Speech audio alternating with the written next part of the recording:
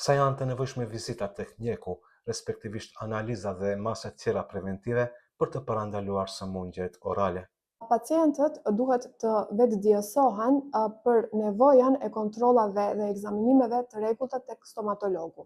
Po ashtu duhet të formohet një marrëdhënie e afërt, marrëdhënie miqësore me personelin mjekësor.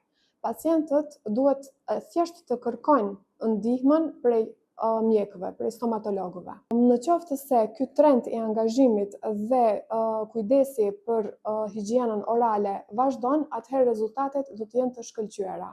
Intervenimi është mvarësisht prej grup moshave, ku prej 0 deri në 6 vjeç bëhet fluorizimi për parandalimin e prishjes së dhëmbëve, po ashtu vulosja e dhëmbëve të parë të përhershëm për parandalimin e kariesit.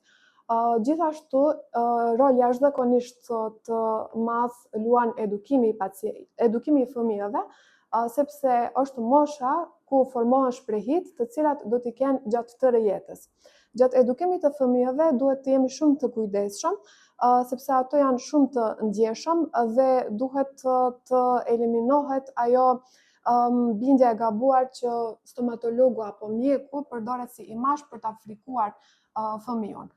Po përkundrazi do të thotë duhet të formohen raporte sa më të afërta me fëmijën, të krijojnë në mënyrë që ai të krijojë një bindje që intervenimi tek stomatologu nuk është diçka e keqe. Po ashtu intervenimi i parë është jashtëzakonisht i rëndësishëm, sepse momenti i parë është më kryesori dhe bindja që fitohet gjatë intervenimit të parë do të vazhdojë të ketë, domethënë, vazhdimisht.